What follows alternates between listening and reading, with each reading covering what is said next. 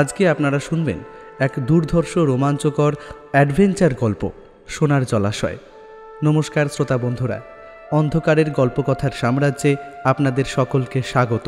আমাদের আজকের নিবেদন লেখক সুকান্ত দাসের কলমে পাপাঙ্গুল সিরিজের গল্প সোনার জলাশয়।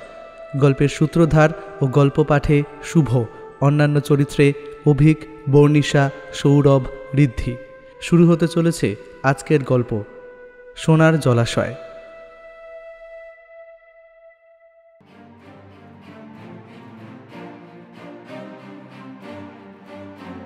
পাহাড় ঘেরা মিজোরামের বুকে লুকিয়ে রয়েছে এক রহস্যময় গুহা, ক্রেম মাউং লুইহই। স্থানীয় মানুষদের ভাষায় সেই গুহার নাম কেমাইলাহার গুহা। তাদের মধ্যেই এই গুহা নিয়ে প্রচলিত আছে এক অদ্ভুত মিথ। স্থানীয় লোকদের বিশ্বাস, ওই গুহার ভেতরে আছে এক অদ্ভুত জলাশয়। সেই জলাশয়ের তলায় নাকি রয়েছে সোনার মাটি।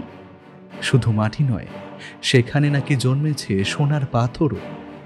শুধুই কি মিথ, নাকি এর পেছনে লুকিয়ে রয়েছে কোনো ভয়ঙ্কর সত্য? পাপাঙ্গুল, রমেন আর জিজিয়া বেরিয়ে পড়েছে রোমাঞ্চকর অ্যাডভেঞ্চারে এই সোনার জলাশয়ের খোঁজে। ওরা কি শেষমেশ খুঁজে পাবে ওই জলাশয়, নাকি ওদের মুখোমুখি হতে হবে কোনো ভয়ঙ্কর বিপদের?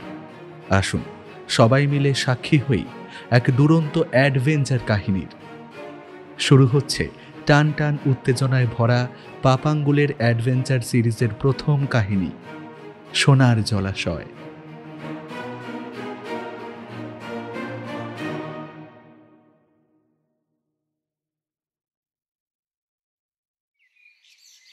তোদের মতো বয়সে আমি প্রথমবার বাড়ি ছেড়ে বেরিয়ে পড়েছিলাম। কত জায়গায় না ঘুরেছি, পাহাড় বল কিংবা ঘন জঙ্গল, সব জায়গায় আমার ঘোরার অভিজ্ঞতা রয়েছে। তাছাড়া তোরা পৃথিবীর পর্দায় কিংবা বইয়ের পাতায় যে মরুভূমি দেখিস, সেই মরুভূমির বালিতে আমি হেঁটে এসেছি এ প্রান্ত থেকে ও প্রান্ত। তবে কথা বললে মিথ্যা কথা বলা হবে যে গোটা মরুভূমি পায়ে হেঁটে পার করেছি, মরুভূমি পার হয়েছি, উটের পিঠে চেপেছি। তাছাড়া সব জায়গায় কাউকে না পেলে পথ হারিয়ে ফেলতাম যে। তবে ওই বাড়িঘর আর আশেপাশের মধ্যেই সীমাবদ্ধ হয়ে থাকিস। মামার কথা অনেকক্ষণ ধরে এক টানা শুনে চলেছিল পাপাঙ্গুল, রমেন আর জিজিয়া।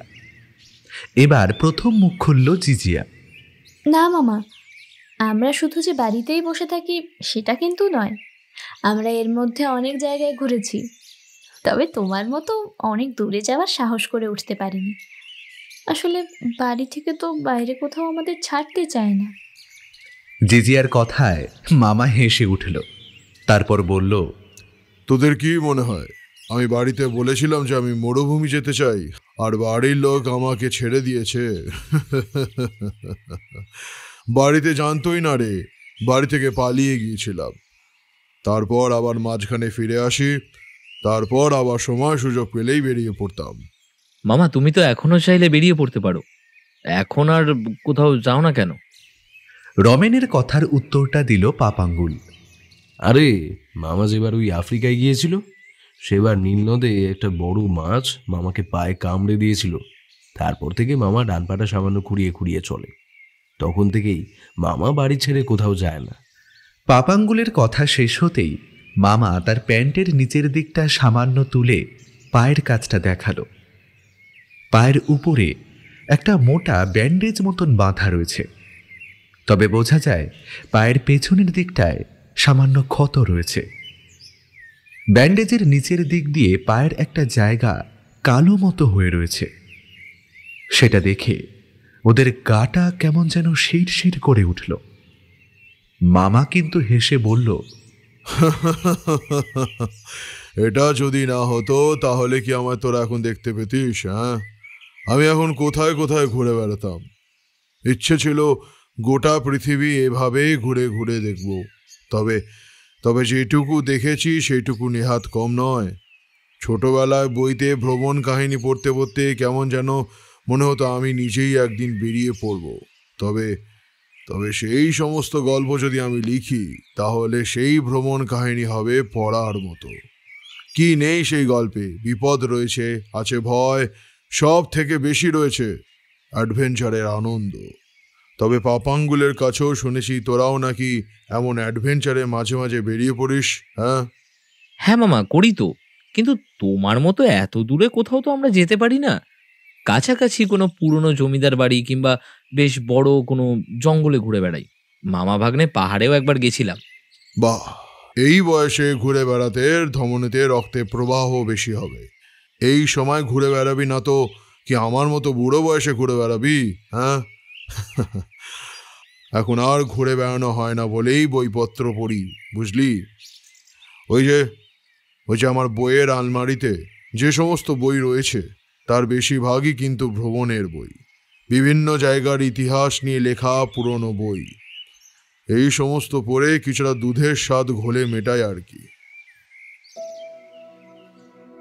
ওরা তিনজন পাপাঙ্গুলের মামার বাড়িতে এসেছে। কাল বিকেলের দিকে পাপাঙ্গুলের কাছে শুনেছে তার মামা নাকি একজন ভবঘুরে মানুষ ছিলেন। এখন বাড়িতে বসে ইতিহাসের বইপত্র পড়ে সময় কাটান। পাপাঙ্গুলের মামা এখানে একাই থাকেন। তার 3 কুলে এখন কেউ নেই, একমাত্র পাপাঙ্গুলের মা ছাড়া। তবে ওই আফ্রিকা থেকে ফিরে পায়ে ব্যথা হওয়ার পরে তিনি বাইরে খুব একটা বের হন না। পাপাঙ্গুল এর আগেও একা এখানে এসেছে কয়েকবার। এবার তাই জিজিয়া আর রমেনকে সে সঙ্গে করে নিয়ে এসেছে। মামা উঠে গিয়ে বইয়ের আলমারি থেকে একটা বই বার করে নিয়ে এলো। ওরা স্পষ্ট বুঝতে পারল মামার হাঁটতে সামান্য কষ্ট হয়।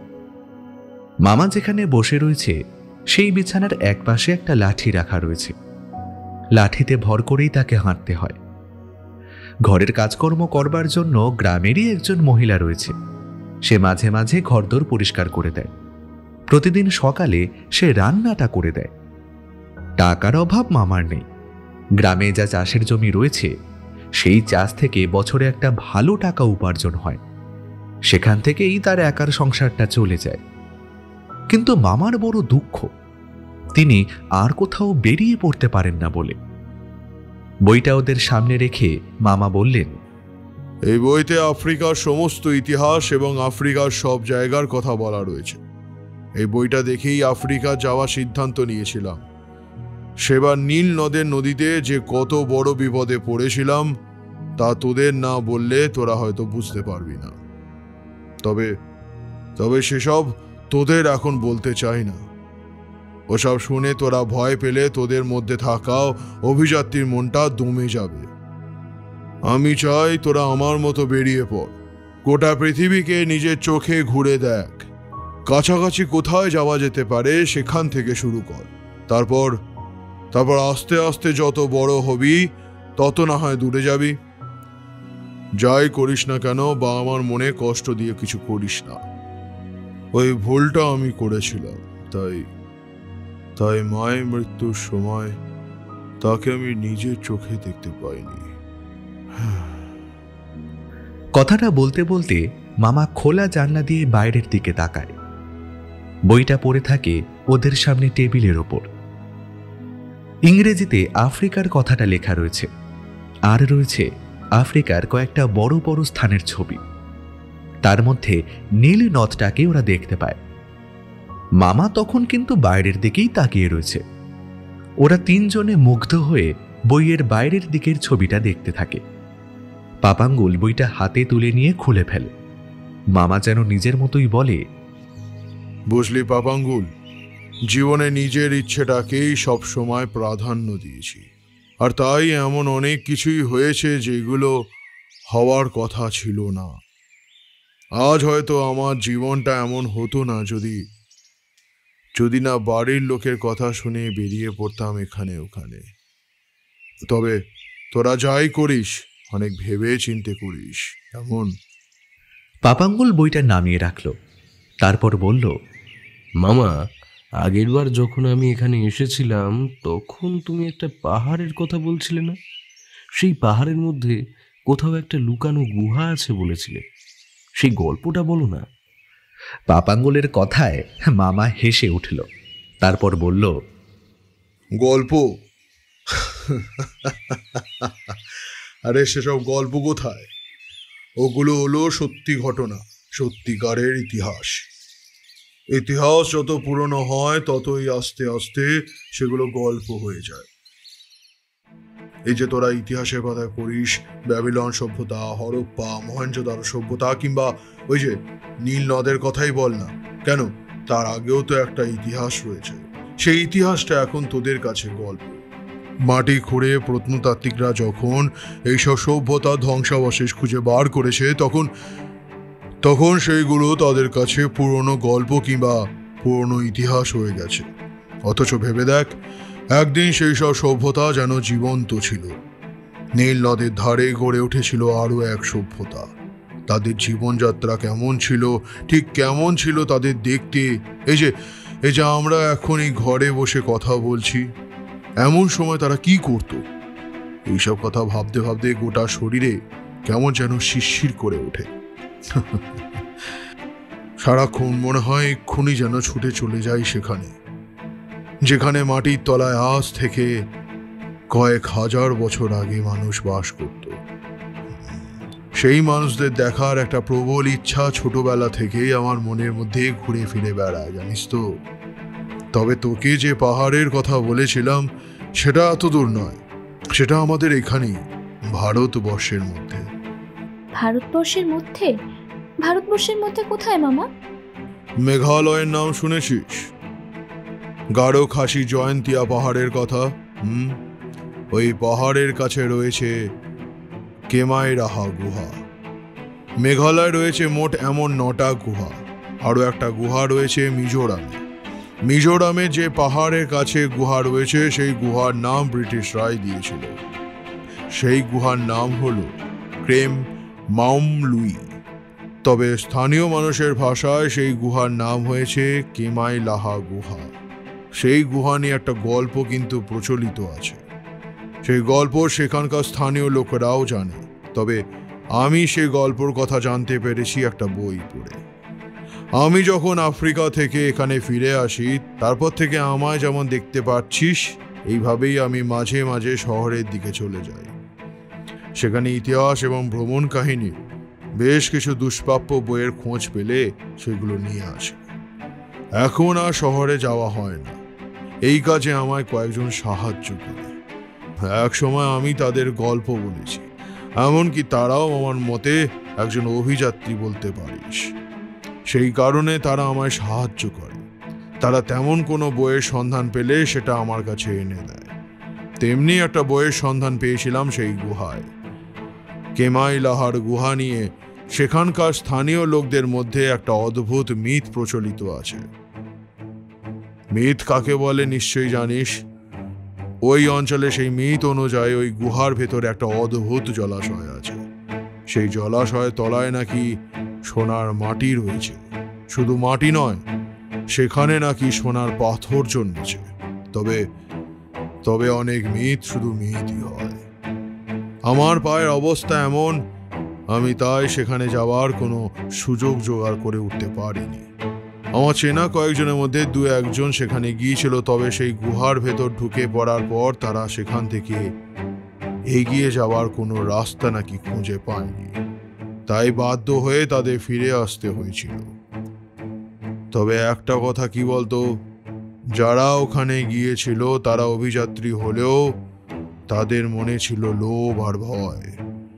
এই দুটো কারণে তারা সেই গুহার কখনোই খোঁজ পায়নি। আমি যখনই কোনো এমন গুপ্তধন কিংবা মিথের কথা শুনতাম, আমি কিন্তু কখনোই লোভ করতাম না। আমি অজানাকে জানবার জন্য সেখানে চলে যেতাম।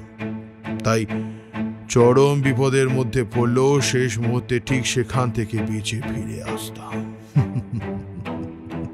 সে যাই হোক, তারা সেই গুহা খুঁজে বার করতে পারেনি। তবে মিজোরামে সেই গুহাই আসলে যে ওই কেমাইলাহার গুহা, সেটা আমি বুঝতে পেরেছি। তবে সেখানে যাওয়ার শক্তি আমার আর নেই। একটা নাম আমার এতগুলো কথা ওরা চুপ করে শুনছিল। এবারে পাপাঙ্গুল বলল, মামা, যদি আমরা সেখানে যাই, সেই গুহার ভেতরে ঢুকে সেই জলাশয়টা খুঁজে বার করার চেষ্টা করি। পাপাঙ্গুলের কথায় মামা কেমন যেন চমকে উঠল। বয়স কতই বা হবে এই ছেলে মেয়েগুলোর, বড়জোর 19 কিংবা 20। যদিও এটাই হলো আসল অভিযাত্রীর বয়স। এই সময় থেকে রক্তে রক্তে অভিযানের নেশা ছড়িয়ে না গেলে কখনোই অভিযাত্রী হওয়া সম্ভব নয়। কিন্তু সেই কিমাই হলের গুহা নিয়ে যে আরও একটা গল্প প্রচলিত আছে, সেই গল্পটা যদি সত্যি হয়, না না, জেনে শুনে ছেলে মেয়েগুলোকে তেমন বিপদের মধ্যে ঠেলে দেওয়া যাবে না। তাই মামা বলল, না পাপাঙ্গুল, না, সে পথ অতি সুবিধের নয়। তোরা এর আগে হয়তো পুরনো বাড়ি বা জঙ্গলে গিয়েছিস বটে, কিন্তু কিন্তু সেসব নয়। চারদিকে ফাঁকা প্রান্তর আর তার মাঝে একটা পাহাড়। সেই পাহাড়ের কোথাও একটা রয়েছে সেই গুহা। আর শুধু সেই গুহা খুঁজে বার করতে পারলেই তো হবে না, সেই গুহার মধ্যে ঢুকে পড়তে হবে। বলা তো যায় না সেই গুহার ভেতরে আসলে কি রয়েছে। গুহার মুখ খুঁজে পাওয়াটা যতটা সোজা, বেরিয়ে আসা কিন্তু ততটা সোজা নয় পাপাঙ্গুল। আর যারা ওখানে গিয়েছিল তারা তোদের চেয়ে অনেক বড়, তাদের অভিজ্ঞতা অনেক বেশি। তারা সেই গুহা খুঁজে পায়নি, আর তোরা খুঁজে পেয়ে যাবি। হ্যাঁ, এত সহজ নয়। মামা, আমরা ছোট হতে পারি, কিন্তু আমরা কোনো কিছুকে ভয় পাই না কিন্তু। আর আমরা 3 জন একসাথে থাকলে আমাদের বিপদ খুব একটা বেশি হবে না। যদি তেমন কিছু হয় তাহলে আমরা ফিরে আসবো না হয়। হ্যাঁ মামা, বাড়ি থেকে না হয় কোনো একটা মিথ্যে কথা বলে দেব। বাড়িতে না হয় বলে দেব আমরা তোমার কাছে বেশ কয়েকদিন থাকছি, তারপর সেই সুযোগে বেরিয়ে পড়ব। তুমি আমাদের ভালোভাবে বুঝিয়ে দাও কিভাবে যেতে হবে, তারপর না হয় আমরা যাব। পাপাঙ্গুল মামার একদম সামনে এগিয়ে যায়। তারপর তার গলার অদ্ভুত জোরের সাথে বলে, হ্যাঁ মামা, তুমি আমাদের আর বারণ করো না, আমাদের যাওয়ার অনুমতি দাও। মামা, তুমি না চাইলে তো আমরা সেখানে যেতে পারবো না। সমস্ত পথঘাট সব কিছু তোমার কাছ থেকেই জেনে নিতে হবে।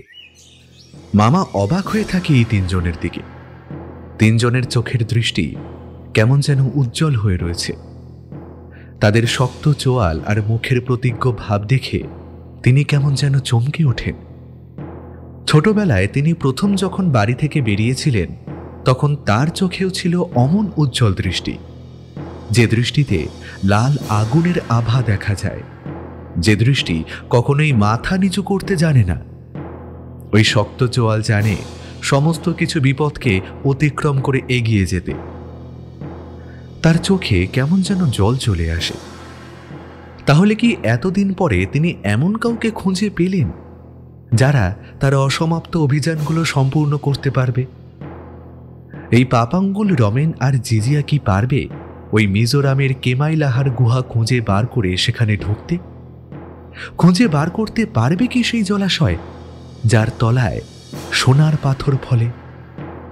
সমস্তটা কি আসলেই কোনো মুখ বলা গল্প, নাকি কোনো সত্যি কিছু লুকিয়ে রয়েছে ওই পাহাড়ের গুহার ভেতরে? তা তিনি জানেন না। এর শেষটা কোথায় রয়েছে? কিন্তু এই 3টে ছেলে মেয়ের প্রবল উৎসাহ তাকে বাধ্য করে ওদের অভিযানে যাওয়ার জন্য। তাই মামা রাজি হয়।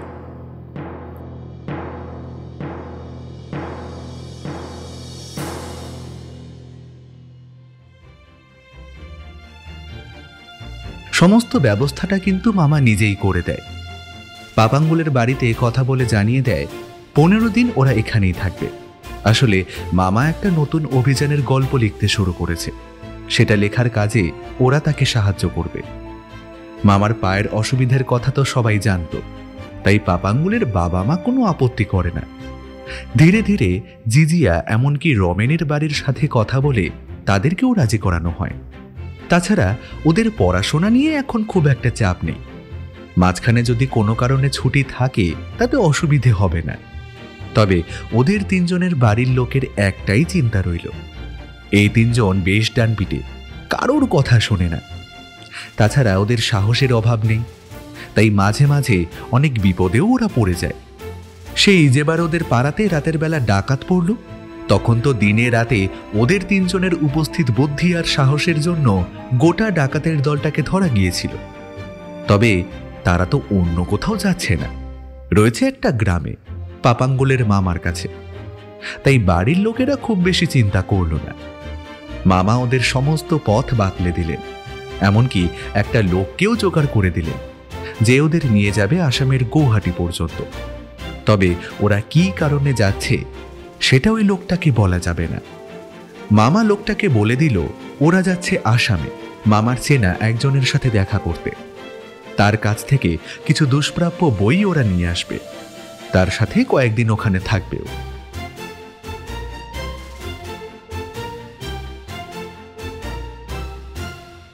লোকটার সাথে আসামের গৌহাটি পর্যন্ত পৌঁছানো যাবে। তারপর কিভাবে মিজোরাম পর্যন্ত পৌঁছানো যাবে সেটা মামা ভালোভাবে বলে দিয়েছিল। তাই ওদের তিনজনের পক্ষে সেখান পর্যন্ত পৌঁছতে খুব একটা কষ্ট হলো না। তবে সময় লেগে গেল বেশ কয়েকদিন।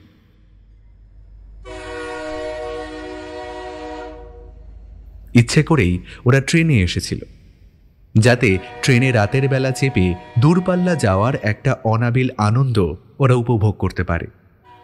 সমস্যা দেখা দিল মিজোরাম পৌঁছানোর পরে। সেখানে তখন প্রবল বৃষ্টি, এমন বৃষ্টি যে বাইরে বেরোনোই মুশকিল। সেখানকার একটা স্থানীয় বাড়িতে বলে কয়ে ওরা এক রাতের জন্য আশ্রয় নিল। পরদিন সকালে আকাশের মেঘ কেটে যেতে ওরা তিনজন বেরিয়ে পড়ল। যে লোকটা ওদের গৌহাটি পর্যন্ত পৌঁছতে এসেছিল তার আসলে গৌহাটিতে একটা কাজ ছিল, সেখান থেকেই ওরা লোকটার সঙ্গ ছেড়ে দিয়েছে।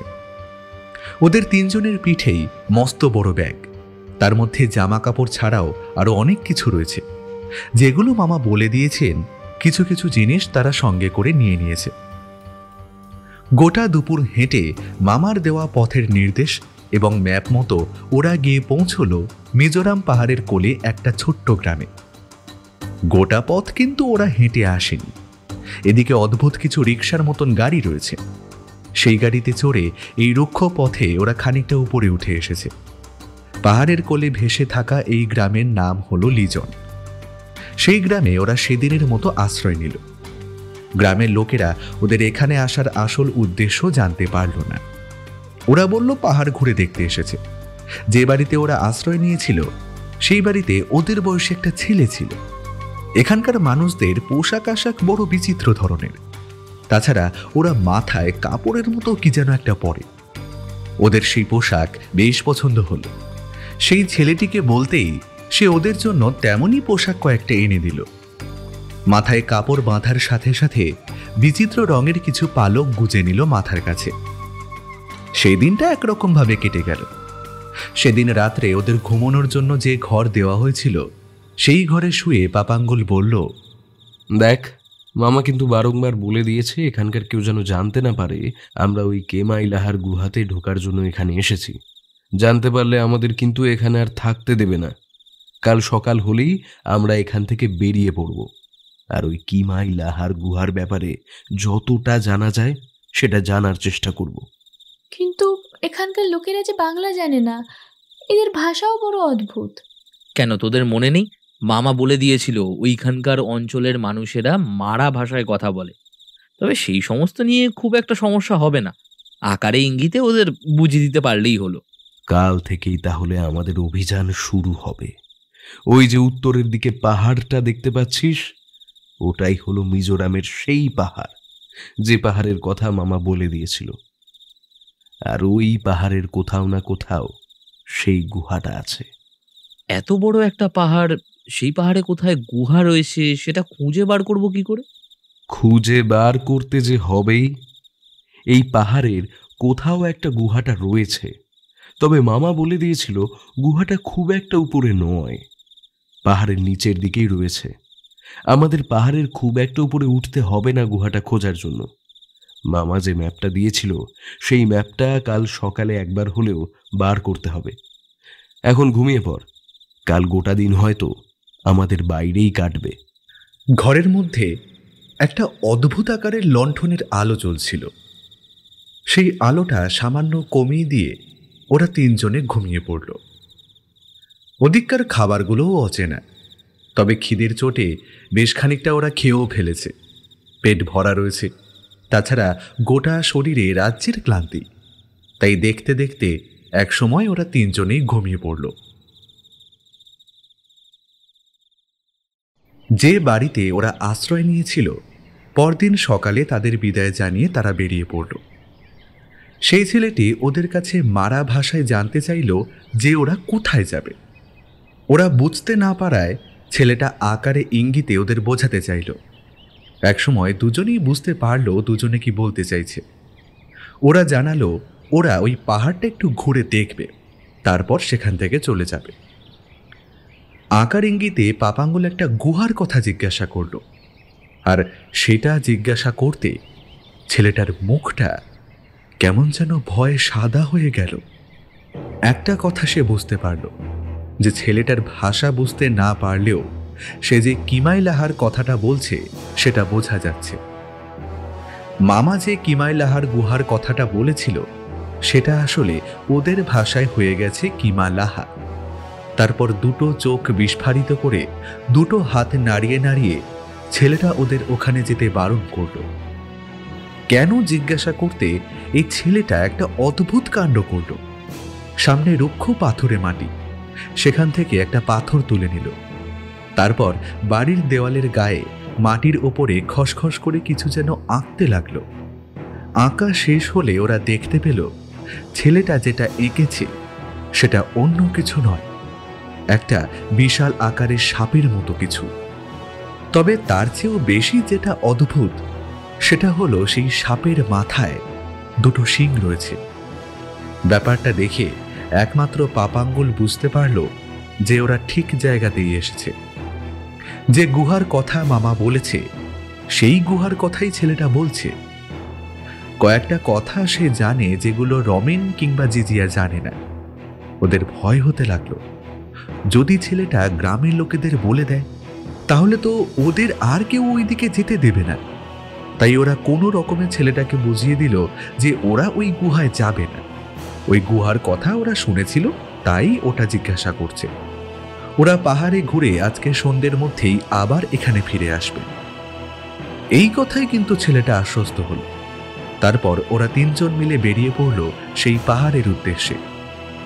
গ্রাম থেকে পাহাড়টা যত কাছে বলে মনে হয়েছিল ততটা কিন্তু কাছে নয়।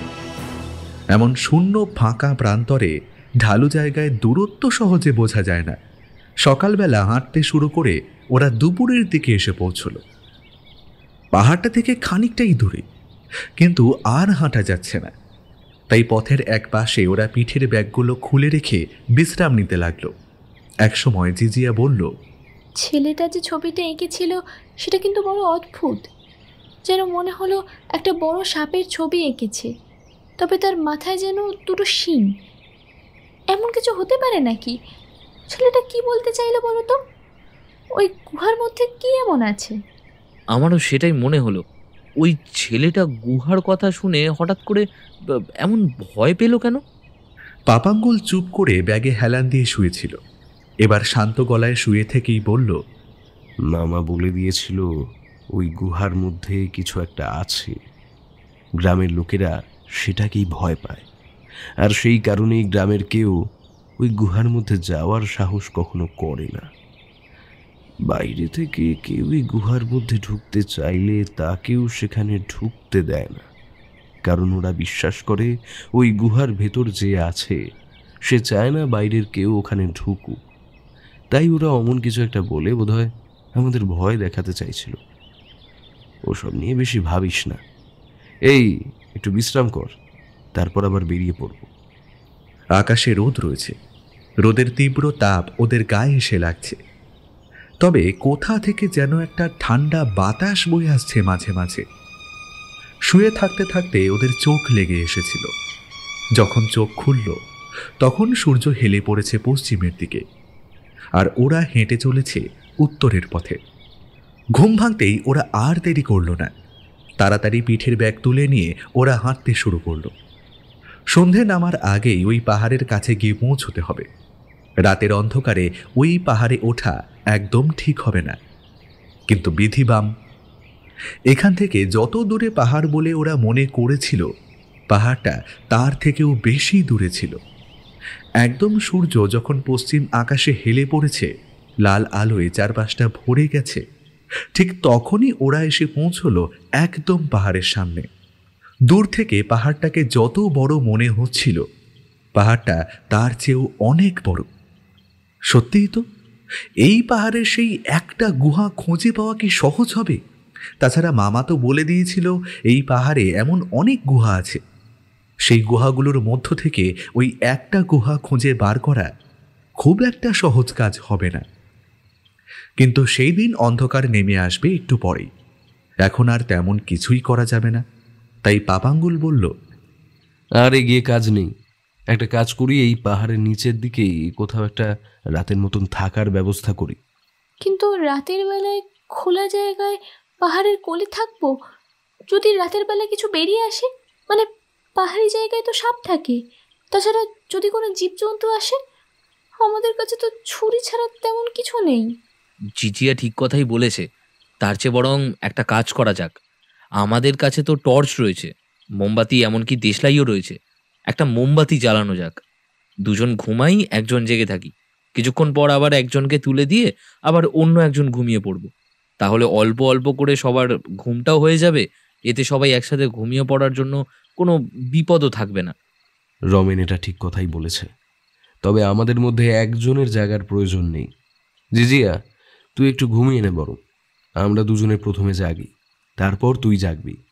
আমাদের মধ্যে কেউ একজন ঘুমিয়ে পড়বে। জিজিয়া পাহাড়ের কোলে একটা পাথরের জমির একপাশে নিজেদের ব্যাগগুলো কোনো রকমে রেখে শুয়ে পড়ল। ঘুম কিন্তু তার আসতে চাইছিল না। কাল সকালেই তারা এই পাহাড়ের মধ্যে খুঁজে বেড়াবে সেই গুহাটা। সেই উত্তেজনায় তার ঘুম আসতেই চাইছিল না। তবে ওরা ক্লান্ত হয়ে পড়েছিল। জিজিয়া শুয়ে থাকতে থাকতে কিছুক্ষণের মধ্যেই ঘুমিয়ে পড়ল। পাপাঙ্গুল আর রমেন রইল জেগে। ওরা বসে থাকতে থাকতেই চারপাশটা কিন্তু ঘন অন্ধকার হয়ে এলো। একবার মোমবাতি জ্বালাবার কথা ওরা ভেবেছিল, তবে তারপরেই মনে পড়ল গুহার ভেতরে যে কোনো পরিস্থিতির মধ্যে ওদের পড়তে হবে। সেটা না জেনে এখন মোমবাতি নষ্ট করা যাবে না। রাত যত বাড়তে লাগলো, ধীরে ধীরে কিন্তু বাড়তে লাগলো ঠান্ডাও। একসময় পাপাঙ্গুল তার ব্যাগ থেকে একটা চাদর বার করে জড়িয়ে দিল জিজিয়ার গায়ে। তোর মামা তো বলেছিল এই গুহাতে এর আগেও অনেকে এসেছে। তারা যখন খুঁজে পায়নি রাস্তাটা, আমরা কি খুঁজে পাবো?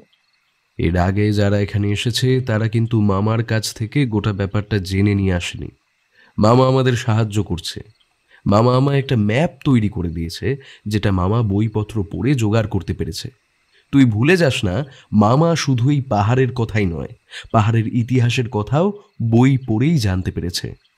তার উপর যারা এখানে আগে এসেছিল তারাও মামাকে এই পাহাড়ের কথা এবং এই গুহাটার কথা বলে গেছে।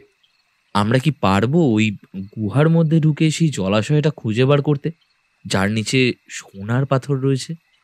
পাপাঙ্গুল রমেনের কাঁধে একটা হাত রাখে, তারপর বলে, আমরা তো ওখান থেকে পাথর নিয়ে যাওয়ার জন্য আসিনি। আমরা এসেছি ওই জলাশয়টা খুঁজে বার করতে। আর যদি নাই পারি তাতে ক্ষতি কি? একটা অ্যাডভেঞ্চার তো হবে। কাল সূর্যের আলো ফুটলেই আমরা কিন্তু ওই গুহাটা প্রথমে খুঁজে বার করব, তারপর ওটার ভেতরে ঢুকব। পাপাঙ্গুলের কথাটা শেষ হলো না, তার আগেই একটা অদ্ভুত শব্দ ওরা শুনতে পেল। ঠিক যেমন ঝর্ণা থেকে নিচে জল পড়ে একটা শো শো শব্দ হয়, অনেকটা তেমন শব্দ। কিন্তু এই শব্দটার যেন একটা নির্দিষ্ট ছন্দ রয়েছে। একভাবে শব্দটা হয়ে চলেছে, তবে মাঝে মাঝে থেমে যাচ্ছে। যেন মনে হচ্ছে গভীরভাবে কেউ একবার অনেকটা হাওয়া একবার বের করছে, আবার সেই হাওয়াটা টেনে ভেতরে ঢুকিয়ে নিচ্ছে। পাপাঙ্গুল নিজেও বুঝতে পারেনি ওই শব্দটা আসলে কিসের। তাই সে কিছু না বলে চারিদিকে তাকিয়ে দেখার চেষ্টা করল। একপাশে পাহাড়টা বড় একটা ছায়ার মতো ওদের দৃষ্টিকে আড়াল করে দাঁড়িয়ে রয়েছে। অন্য পাশে তাকালে অন্ধকারে দূরে গ্রামটাকে ভালোভাবে বোঝা যায় না। এখানে বসে যেটা বোঝা যায় সেটা হলো আকাশ। আকাশে যেন লক্ষ লক্ষ তারা ফুটে আছে। পাপাঙ্গুল ওই শব্দটা কিছু মুহূর্তের জন্য ভুলে গেল। তার বদলে আকাশের দিকে তাকিয়ে তারা দেখতে লাগলো এক কোণে চাঁদ গোল থালার মতন ফুটে রয়েছে। শব্দটা কিন্তু খুব বেশিক্ষণ হলো না।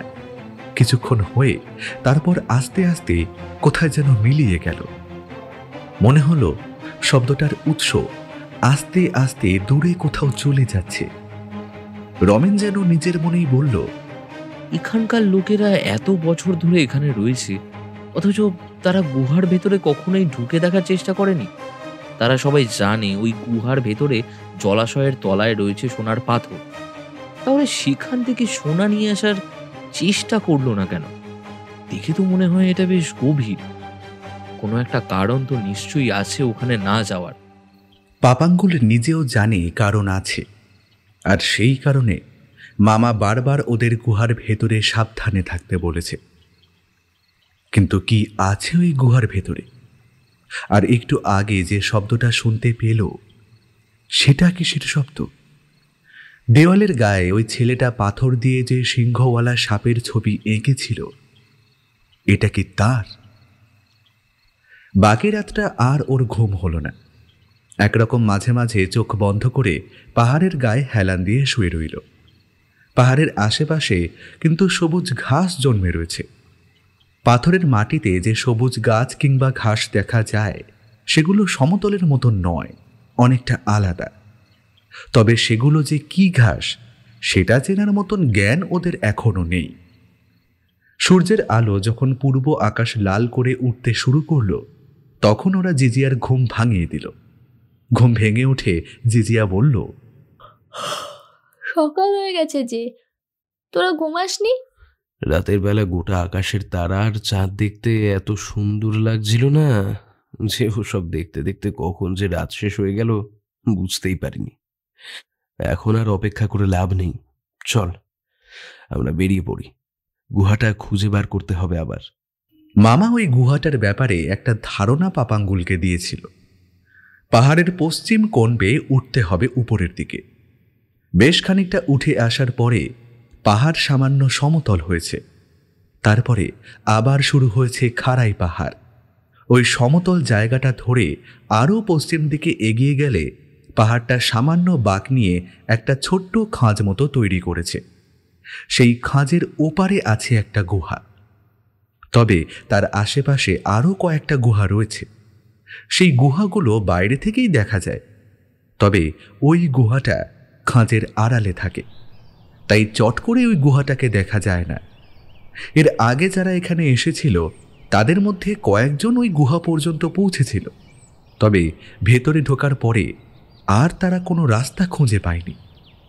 প্রায় দুপুর পর্যন্ত পাহাড়ে উঠে গুহা খুঁজতে খুঁজতে ওরা অনেকগুলো গুহাই খুঁজে পেল। তার মধ্যে কয়েকটার মুখ পাথর দিয়ে বন্ধ করা, আর কয়েকটা গুহা এতটাই বড় যে গুহার বাইরে দাঁড়িয়ে দেখা যায় গুহার ভেতরে খুব গভীর পর্যন্ত তেমন কিছু নেই। ওরা একটা সমতল জায়গায় কোনো রকমে দাঁড়িয়ে গুহা খুঁজে চলেছে। এমন সময় জিজিয়া বলে উঠল, পাপাঙ্গুল, ওটা কি?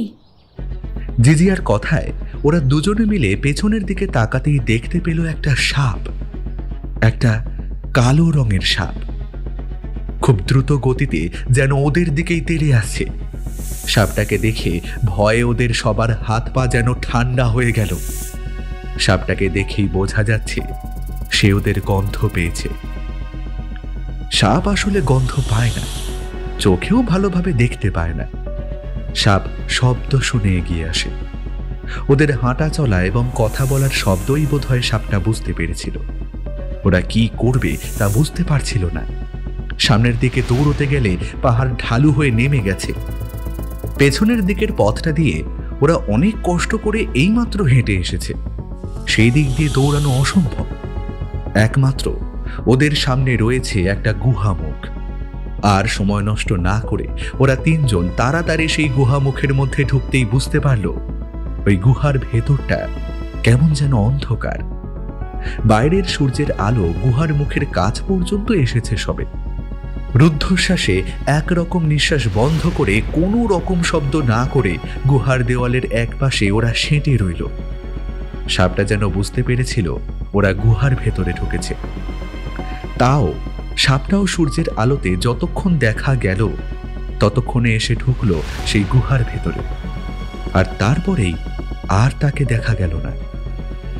ভয়ে আতঙ্কে ওদের গোটা শরীর যেন পাথরের মতন হয়ে গেল। সাপটা যদি আবার ওদের দিকে ফিরে আসে। ততক্ষণে রমেন একটা কাজ করেছে। তাড়াতাড়ি সামনের দিকে একটা ছোট্ট লাফ দিয়ে বেরিয়ে পড়েছে গুহার মুখের দিকে। তাকে দেখতে পেয়ে পাপাঙ্গুল আর জিজিয়া সামনের দিকে এগিয়ে গেল। পাপাঙ্গুল ছিল সবার পেছনে। তার মনে হলো ঠিক তার পায়ের আঙুলের উপর দিয়ে ঠান্ডা কি যেন একটা সরসর করে এগিয়ে গেল। পাপাঙ্গুল ভয়ে একটা পা তুলে নিতে পায়ের ওপর এসে পড়া সেই জিনিসটা যেন ছিটকে চলে গেল একদিকে। ওরা তিনজন তাড়াতাড়ি বাইরে বেরিয়ে এসে সেই গুহার মুখের উপরের দিকটায় উঠতে যেতেই পাপাঙ্গুলের চোখ পড়ল নিচের দিকে। ওরা সকাল থেকে প্রায় দুপুর পর্যন্ত পাহাড়ে চড়তে চড়তে অনেকটা উপরে উঠে এসেছিল। তাই যে গুহার মুখটা ওরা খুঁজছিল সেটা রয়ে গেছে অনেকটা নিচে। উপর থেকে নিচের দিকে তাকিয়ে পাপাঙ্গুল বুঝতে পারল সেই গুহা মুখটার এতক্ষণ কেন দেখা যায়নি। দুটো বড় বড় পাথর বাইরের দিকে এমনভাবে বেরিয়ে রয়েছে যে ওই গুহার মুখটা নিচের দিক থেকে কিংবা যে কোনো দিক থেকে আড়াল হয়ে যায়।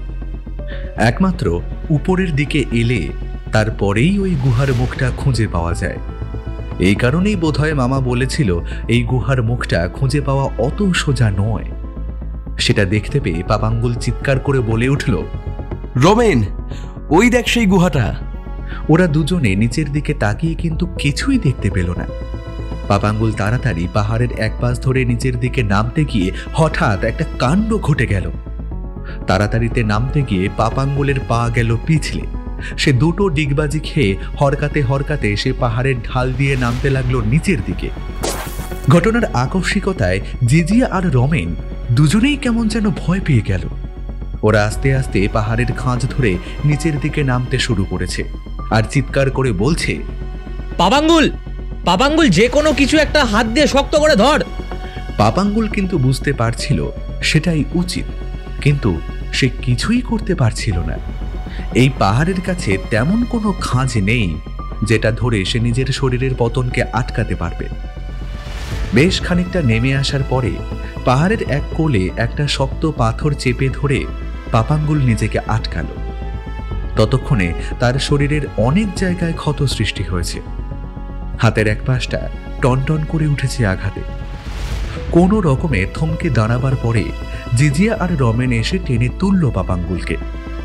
ততক্ষণে কিন্তু ওরা বুঝতে পেরেছে সেই গুহার মুখটা কোথায় রয়েছে। তবে জিজিয়া বলল, পাপাঙ্গুল, তো লাগেনি তো? না, লাগেনি। ওই দেখ, সেই গুহার মুখটা ওই বড় পাথরের আড়ালে রয়েছে। ওটার জন্য আমরা তখন দেখতে পাইনি, শুধু শুধু এতটা উপরে উঠলাম। হাঁটতে হাঁটতে পাহাড়ের খাঁজ বেয়ে ওরা যখন সেই বড় পাথরটার কাছে এসে পৌঁছল তখন বুঝতে পারল পাথরটার ওপারে যাওয়া প্রায় অসম্ভব। ওপর থেকে সেখানে নামাটাও ঠিক নয়। কোনোভাবে যদি গুহার ভেতরের পাথরে পা রাখতে না পারে তাহলে সোজা গিয়ে পড়বে পাহাড়ের ঢাল বেয়ে নিচে। আর বড় পাথরটা পার করে ওপারে যাওয়াটাও খুব একটা সহজ কাজ নয়। পাহাড়ের এক পাশে দাঁড়িয়ে ওরা পাহাড়ের খাঁজ চেপে ধরে তিনজনে ভাবতে লাগলো কি করা যায়। তখন একটা বুদ্ধি দিল রমেন। একটা কাজ করা যাক পাপাঙ্গুল, আমাদের ব্যাগে যে দড়ি রয়েছে একটা দড়ি বার কর, আর সেই দড়ি দিয়ে আমরা তিনজনের কোমরে শক্ত করে বেঁধে রাখি। তারপর আমরা দুজন যারা এই পাহাড়ের খাঁজের কাছে থাকবো, একজন বড় পাথরটা চেপে ধরে থাকুক, আর একজন ওই পাথরটার বেশ সামনের দিকে এগিয়ে গিয়ে তারপর গিয়ে নামুক ওই পাহাড়ের গুহার মুখের কাছে। রমেনের বুদ্ধিটা ওদের বেশ ভালো লাগলো, কিন্তু এভাবে দাঁড়িয়ে তো আর দড়ি বাঁধা যায় না। এবার ওদের হ্যাঁচড়াতে হ্যাঁচড়াতে কোনোভাবে নেমে আসতে হলো পাহাড়ের সেই ছোট্ট সমতল মতো জায়গাটায়। এই সমতল জায়গাটায় আসলে একটা বড় পাথর এসে পড়েছে পাহাড়ের এপাশে। পাথরটা কোথায় আটকে আছে সেটা ওরা জানে না, ওদের এসব জেনে কাজও নেই। পাপাঙ্গুল তার ব্যাগটা খুলে সেখান থেকে দড়ি বার করে তিনজনের কোমরে শক্ত করে বাঁধল। তারপরে আবার এগিয়ে গেল সেই বড় পাহাড়ের খাঁজের কাছে। জিজিয়া রইল মাঝখানে, রমেন সবচেয়ে পেছনে, আর পাপাঙ্গুল সবার সামনে। রমেন পাহাড় আঁকড়ে চেপে ধরে বসে রইল বড় পাথরটার এক পাশে, গোটা শরীর দিয়ে সেটাকে আটকে ধরে। আর ওদের দুজনের ধরে থাকা শরীরের ভরে একরকম নিজের শরীরের অর্ধেকটাকে শূন্যে ঝুলিয়ে দিয়ে আস্তে আস্তে পাপাঙ্গুল গিয়ে নামলো সেই গুহার মুখের একদম সামনে। দড়িটা বেশ বড় ছিল, তাই খুব একটা অসুবিধে হয়নি। সেখানে পা রেখেই পাপাঙ্গুল চিৎকার করে বলে উঠল, নামতে পেরেছি, নামতে পেরেছি জিজিয়া। তার আনন্দের হাসি আর চিৎকারের শব্দে জিজিয়া ভুলে গেল সে বড় পাথরটাকে আঁকড়ে ধরে রয়েছে। তার হাত সামান্য সরে আসতেই তার গোটা শরীরটা এগিয়ে গেল শূন্যের দিকে। ততক্ষণে পাপাঙ্গুল সামনে নেমেই একটা বড় পাথরের গায়ে নিজের গোটা শরীরটাকে চেপে বসে পড়েছিল। তাই জিজিয়ার শরীরটা যখন বড় পাথর থেকে সামান্য সরে গেল, তখন দড়িতে টান পড়ল দুজনের দিকেই। রমেন তার শরীরের সমস্ত শক্তি দিয়ে দুই হাতে পাহাড়ের দুটো খাঁজ চেপে ধরে রইল। সেই বড় পাথরের একপাশে নিজের শরীরে বাঁধা দড়িটা একবার ঘুরিয়ে দিল, তারপর চিৎকার করে বলল, ভয় পাস না, ভয় পাস না তোরা, দাঁড়া, আমি দড়ি ধরে টানছি। একটা ঠান্ডা হাওয়া সেই দুপুরের রোদে ওদের চারপাশ ধরে এগিয়ে যেতে লাগলো।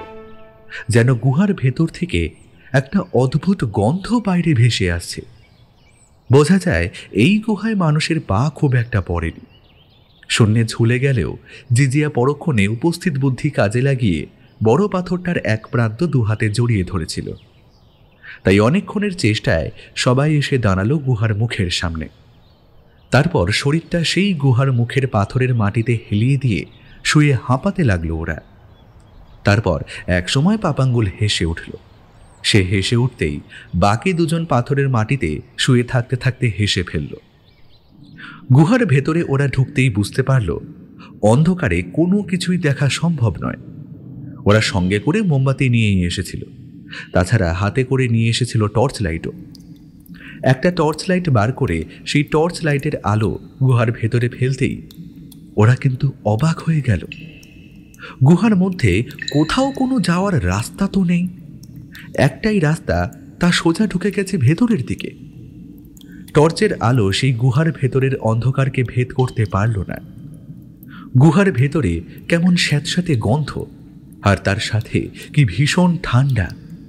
বাইরে রোদ রয়েছে, অথচ গুহার ভেতরে এমন ঠান্ডা কেন সেটা ওরা বুঝতে পারল না। তিনজনে পিঠে ব্যাগ নিয়ে হাঁটতে হাঁটতে এগিয়ে যেতে লাগলো।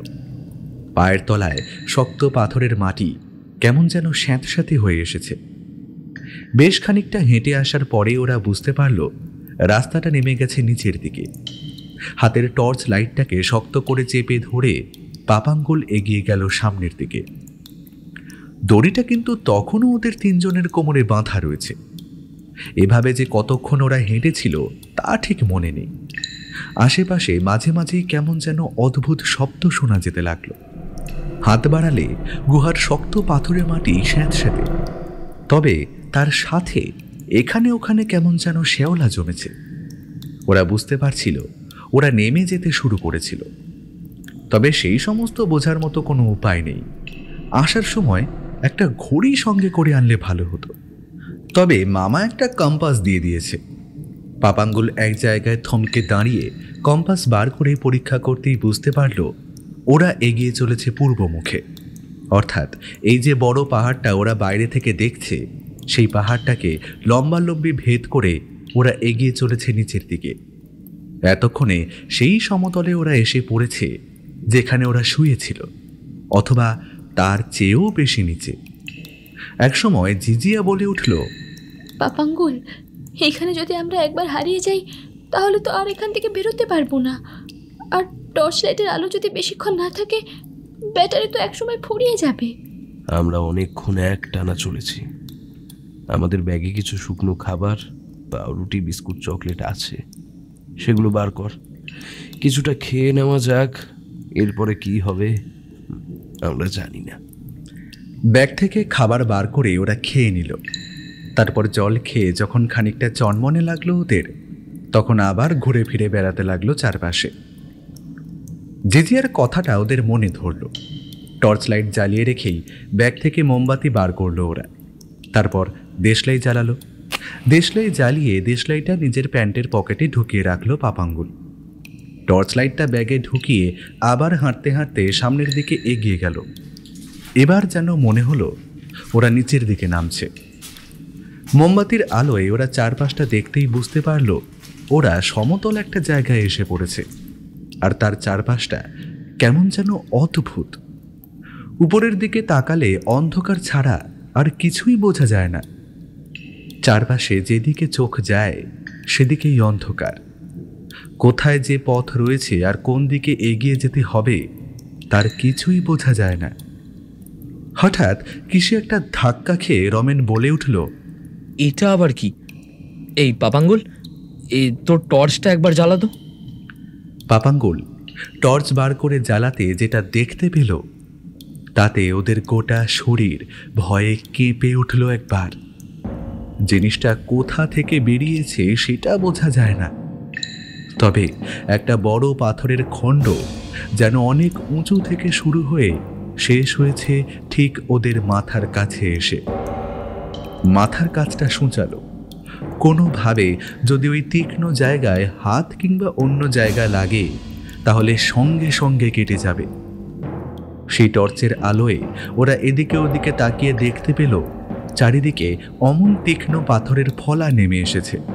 সেই টর্চের আলোয় কোনোভাবে ওরা আস্তে আস্তে চারপাশটা কাটিয়ে এগিয়ে যেতে লাগলো সামনের দিকে। আর একসময় বুঝতে পারল ওরা যেখানে এসে পড়েছে সেটা একটা গোল জায়গা, যেন অনেকটা হল ঘরের মতো। আর তার মাথা থেকে নেমে এসেছে বড় বড় পাথরের ফলা। পায়ের তলায় মাটিটা যেন আগের থেকেও বেশি স্যাঁতস্যাঁতে বলে মনে হতে লাগলো। এখন মাটিটা শক্ত নয়, যেন সামান্য নরম। কিন্তু এখান থেকে ওরা যাবে কোথায়? জিজিয়া বলল, এবার আমরা কোথায় যাব?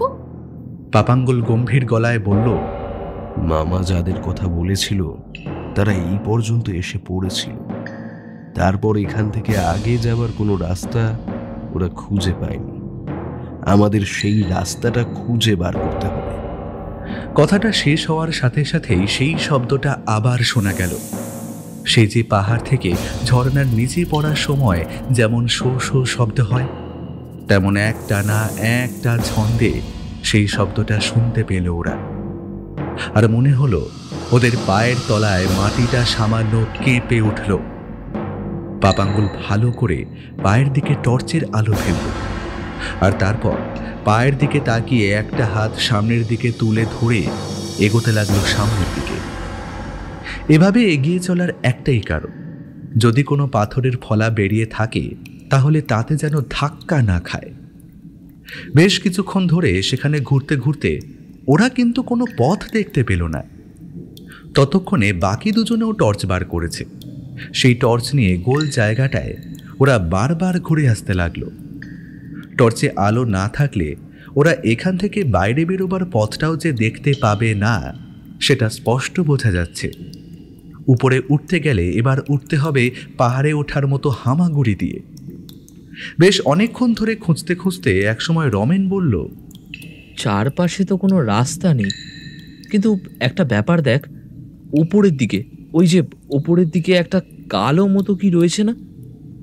দেখে তো মনে হচ্ছে একটা ছিদ্র। ওখান থেকে কি কোথাও যাওয়া যাবে? এখান থেকে বাইরে যাবার একটাই রাস্তা রয়েছে, তবে এখানে আর কোনো রাস্তা নেই। তার মানে এখান থেকে আগে যেতে হলে ওই ছিদ্রটা দিয়েই আমাদের সামনের দিকে এগিয়ে যেতে হবে।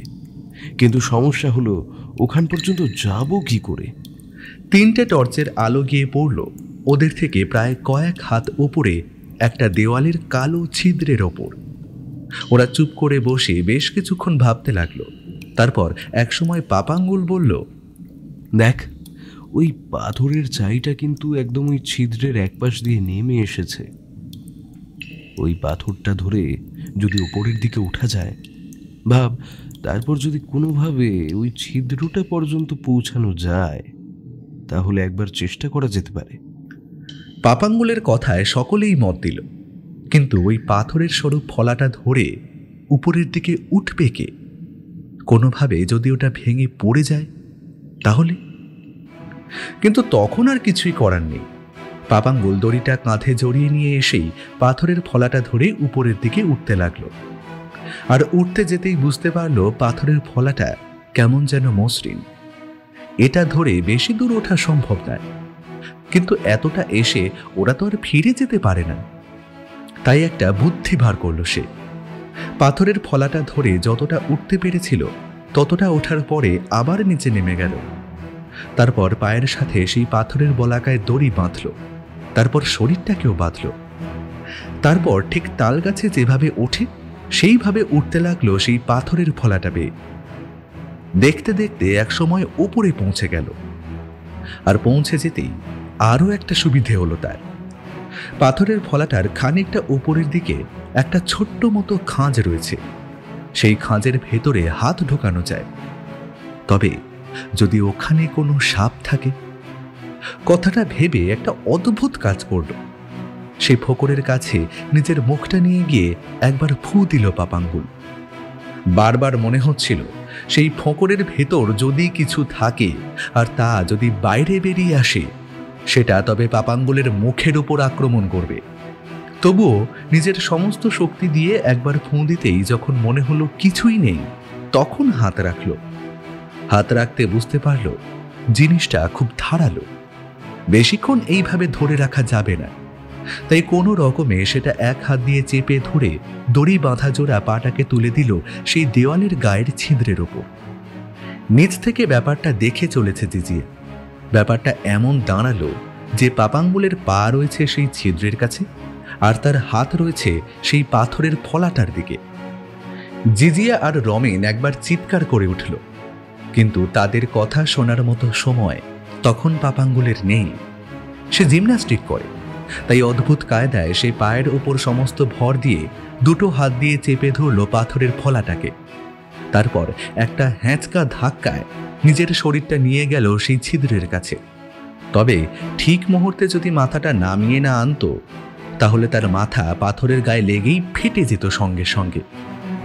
নিচ থেকে জিজিয়া চিৎকার করে নিজের চোখ দুহাতে বন্ধ করল। তারপর যখন কিছুই হলো না, তখন চোখ খুলল। একটা হাসি ওদের মুখে ফুটে উঠল। দড়ি বেঁধে প্রথমে টর্চটা উপরের দিকে তুলল ওরা।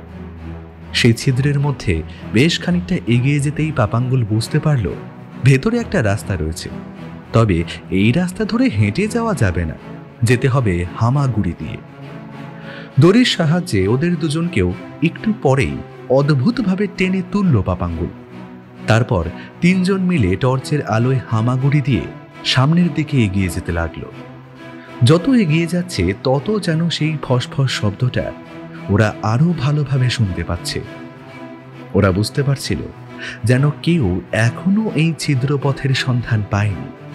সকলেই হয়তো ভেবেছে ওটা পাহাড়েরই কোনো একটা কোদাল, তাই ওটা পর্যন্ত যাওয়ার চেষ্টা তারা করেন।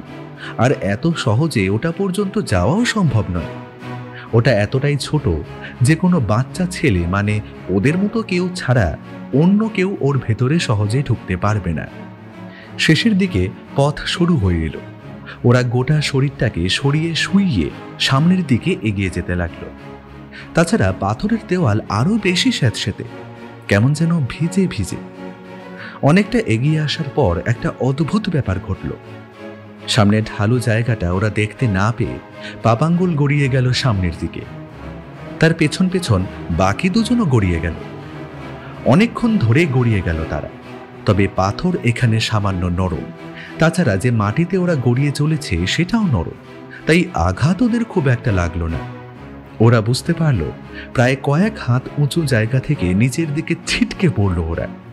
সবারই হাতে কাঁধে সব জায়গায় সামান্য চোট লেগেছে ততক্ষণে। উঠে দাঁড়িয়ে হাতে পায়ের ধুলো আর চোট ঝাড়তে ঝাড়তে ওরা বুঝতে পারল ওরা এসে পড়েছে একটা অনেক বড় পাথুরে জায়গার মধ্যে। আর সেই জায়গার একপাশ থেকে একটা অদ্ভুত আলো যেন দেখা যাচ্ছে। পাপাঙ্গুল এগিয়ে যাওয়ার চেষ্টা করতেই রমেন ভয়ে কাঁপা কাঁপা গলায় বলে উঠল, এগোস না পাপাঙ্গুল, ওই দেখ। রমেন একরকম টেনে পাপাঙ্গুলকে পাথরের একপাশে সরিয়ে দিল। তারপর মুখ বাড়িয়ে ওরা যেটা দেখতে পেল তাতে ওদের বুকের ভেতর পর্যন্ত হিম হয়ে এলো। যেদিক দিয়ে আলো আসে সেই দিকটা যে একটা জলাশয় রয়েছে সেটা বোঝা যায়। তবে সেই জলাশয়ের পাশেই ঘুরে বেড়াচ্ছে যেন সাক্ষাৎ মৃত্যু। এত বড় সাপ ওরা আগে জীবনে কখনো দেখেনি। এমন সাপ সিনেমার পর্দায় দেখেছে মাত্র। তবে তার চেয়েও ভয়ঙ্কর ছিল আরও একটা ব্যাপার। সেই সাপের মুখটা কেমন যেন অদ্ভুত। সেই সাপের মুখ থেকে যে জিভটা বেরিয়ে আসছে, সেই জিভটা অনেকটা লম্বা, যেন মানুষের থেকেও লম্বা। আর তার চেয়েও ভয়ঙ্কর ব্যাপার, সেই সাপটার মাথায় দুটো কালো শিং। সাপটা যেন বুঝতে পেরেছিল এখানে কিছু একটা হয়েছে, তাই জলাশয়ের আশেপাশে বারবার চক্কর দিতে দিতে মাঝে মাঝে তার শরীরটা জলাশয়ের গায়ে নিয়ে ফেলছিল। জলের মধ্যে সাথে সাথেই আলোটা যেন আরো বেড়ে উঠতে লাগলো। ওরা বুঝতে পারল ওরা এসে পড়েছে সেই জলাশয়ের কাছে, যেখানে রয়েছে সেই সোনার পাথরের সম্ভার। কিন্তু জলাশয় পর্যন্ত যাবে কি করে? জলাশয়ের আশেপাশে আরো একটা গভীর খাদের মতন রয়েছে, যেন মনে হচ্ছে সেই খাদটা চারপাশ থেকে ওই জলাশয়টাকে ঘিরে রেখেছে। কোনো রকমে বুকে হেঁটে পাথরের আড়াল থেকে বেরিয়ে পাপাঙ্গুল খাদের কাছে আসছিল, যেটা দেখতে পেয়ে আরো ভয় পেয়ে গেল ওরা। খাদের ভেতরে যে দৃশ্যটা ওরা দেখতে পেল সেটা আরো ভয়ানক। খাদের ভেতরে যেন কিলবিল করছে অজস্র সাপ, আর তার মধ্যে যেন সাদা সাদা গোল গোল কি যেন রয়েছে। তাড়াতাড়ি বুকে হেঁটে পাথরের খাঁজের কাছে এসে লুকিয়ে পড়ল পাপাঙ্গুল। তারপরে বলল, ওই ছেলেটা তাহলে মিথ্যে কথা বলেনি। মামা আমায় এমন কিছু একটা বলেছিল যে এখানে এমন একটা কিছু আছে যেটার কোনো ধারণা কেউ করতে পারবে না। ভয়ে ততক্ষণে জিজিয়া আর রমেনের গোটা শরীর যেন ঠান্ডা হয়ে এসেছে। জিজিয়া কাঁপা কাঁপা গলায় বলল, কিন্তু কিন্তু এবার কি হবে পাপাঙ্গুল? আমাদের যদি ওই সাপটা দেখতে পায় তাহলে? ওটা সাপ নয় জিজিয়া, ওটা সাপ নয়। ওটা সাপের মতো দেখতে হলেও ওটা সাপ নয়। অনেকদিন আগে আমি একটা বইতে এমনই কোনো একটা জন্তুর কথা পড়েছিলাম। আজ থেকে অনেক অনেক বছর আগে, যখন পৃথিবীর বুকে মানুষ থাকতো না, তখন এমন সব প্রাণী পৃথিবীতে থাকতো।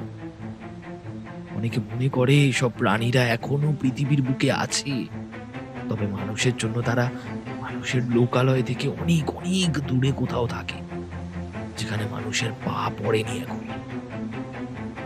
আমার মনে হয় এখানে প্রবেশ করার কোনো রাস্তাই ছিল না।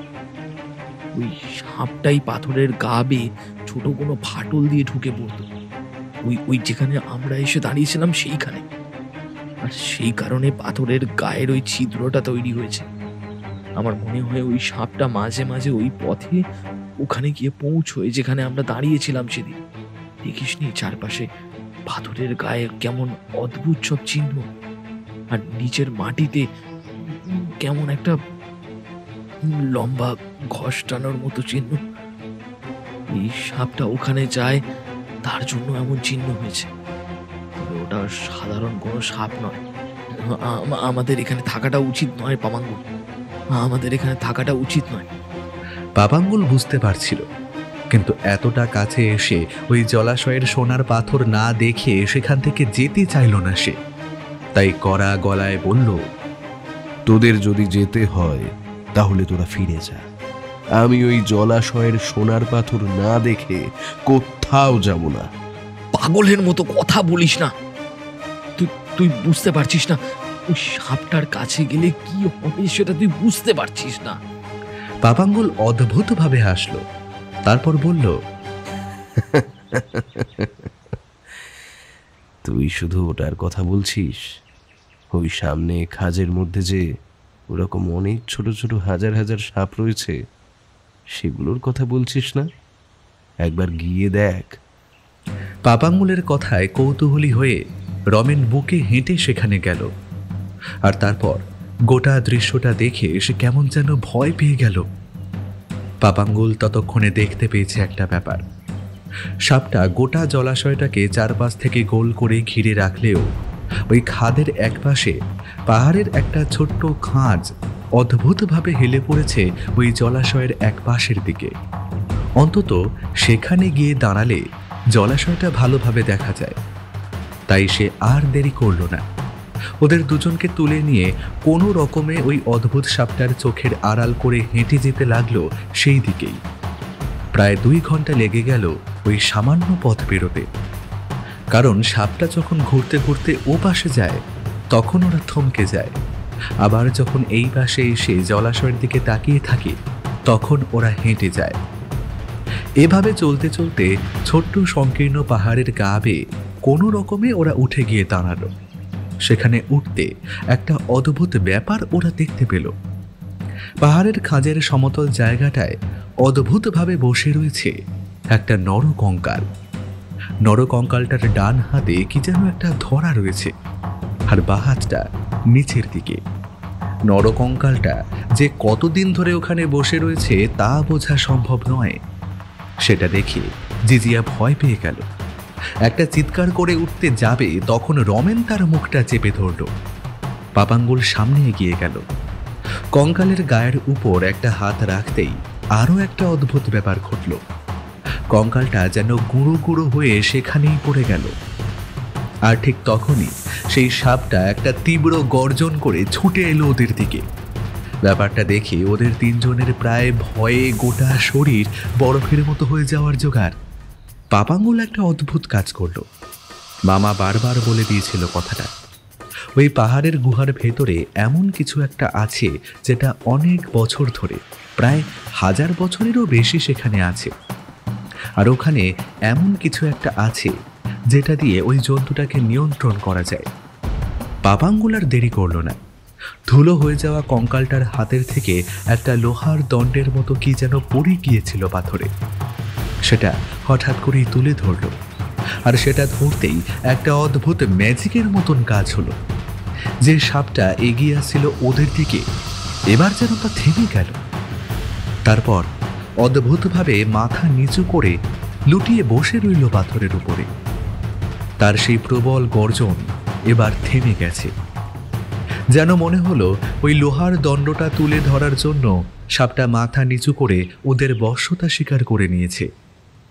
ততক্ষণে ওরা জলাশয়ের দিকে তাকিয়ে দেখতে পেয়েছে সেই আলোর উৎস। জলাশয়ের নিচে যেন অন্য কিছু নেই। জলাশয়ের তলাটা সম্পূর্ণ যেন তৈরি হয়েছে সোনা দিয়ে।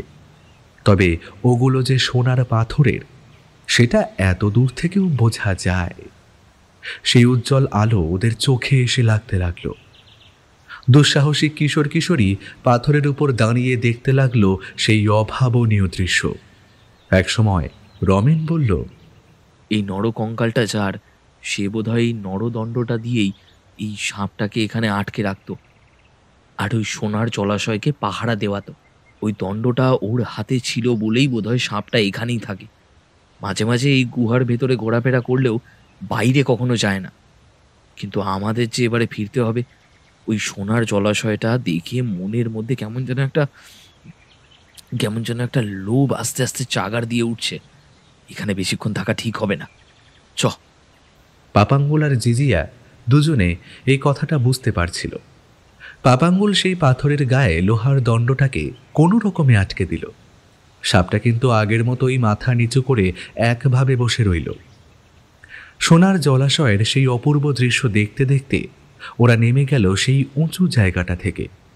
তারপর অনেক কষ্ট করে 3 জন মিলে এসে ঢুকলো সেই ছোট্ট জায়গাটায়। আর আসার সময় তেমন মনে হয়নি, তবে যাওয়ার সময় আরও বেশি কষ্ট হতে লাগলো ওদের। দেখতে দেখতে সেই পথ পেরিয়ে ওরা এসে পড়ল সেই হল ঘরের মতন জায়গাটার কাছে। তারপর সেখান থেকে আবার যাত্রা শুরু। একসময় ওরা সেই গুহার মুখের কাছে এসে পড়ল। সূর্যের আলো দেখতে পেয়ে ওদের গোটা শরীর কেমন যেন চন্দন করে উঠল। ওদের শরীরে অনেক আঘাতের চিহ্ন, কোথাও কোথাও ছুলে রক্ত জমে আছে, কিন্তু ওদের 3 জনের মুখে একটা যুদ্ধ জয়ের হাসি। ওরা পেরেছে সেই সোনার জলাশয়কে খুঁজে বার করতে। কিন্তু মামা বারবার বলে দিয়েছে ওখানে যাই থাকুক না কেন সে কথা বাইরের কাউকে বলা যাবে না। পাপাঙ্গুল ওদের দুজনের সামনে এসে দাঁড়ালো।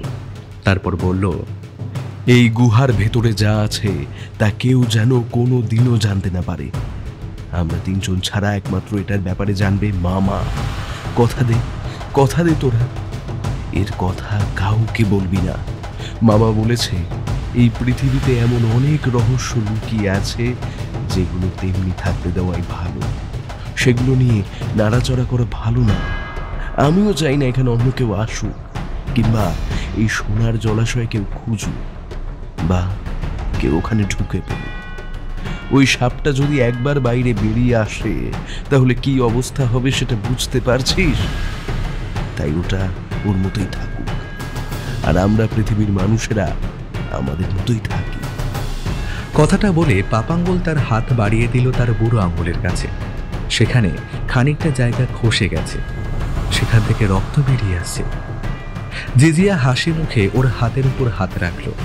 তারপর সবাই একসাথে 3টে হাত ওপরে আকাশের দিকে তুলে একসাথে চিৎকার করে বলে উঠল, hip hip hurray! 3 cheers for বড় মামা! 3 cheers for সোনার জলাশয়! এর পরের ঘটনা অতি সামান্য। ওরা আরো বেশি কষ্ট করে ফিরে এসেছিল মামার কাছে। তারপর মামাকে সমস্ত কথাই বলেছিল। হিসেব করে ওরা দেখেছিল যেদিন সকালে ওরা গুহার মধ্যে ঢুকেছিল তারপরে প্রায় 2 দিন কেটে গেছে ওদের বাইরে আসতে। তবে আশ্চর্যের ব্যাপার, ওই 2 দিনের মধ্যে সামান্য জল ছাড়া ওরা কিছুই খায়নি। ওদের ব্যাগের ভেতর খাবার ছিল বটে, তবে সেই খাবার খাওয়ার প্রয়োজন ওদের হয়নি। ওরা বিশ্রামও নেয়নি। মামা অবাক হয়ে ভাবছিল এই 3 জনের কথা। তিনি নিজেও বোধহয় ওদের মতো এত দুঃসাহসী অভিযাত্রী ছিলেন না। তিনি বুঝতে পারলেন ওরা এখানেই থেমে থাকবে না, এরপর আরও কোনো দুঃসাহসিক অভিযানে এরা বেরিয়ে পড়বে।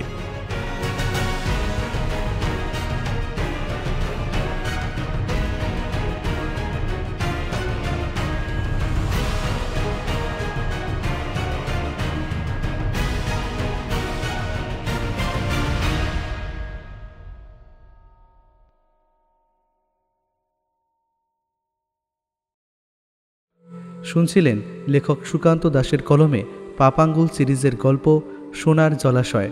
সম্পাদনা, ডিরেকশন এবং ভিডিওর ভিজুয়াল এফেক্টসে প্রায়ণ গোস্বামী। শব্দ পরিকল্পনা, মিশ্রণ এবং আবহ সৃষ্টিতে সাউন্ডস্কেপ। পোস্টার ডিজাইনে কভারম্যান অভিব্রত। কেমন লাগলো আজকের গল্পটি? ভালো লাগলে অবশ্যই আমাদের সাবস্ক্রাইব করে আমাদের সাথে থাকুন এবং লাইক ও কমেন্টের মাধ্যমে আপনার মতামত জানান। এরকম গল্প যদি আরও শুনতে চান তাহলে প্লিজ আমাদের কমেন্টের মাধ্যমে জানান। দেখা হবে নতুন কোনো গল্পে। ততক্ষণের জন্য শুভরাত্রি। ভালো থাকবেন এবং সকলকে ভালো রাখবেন।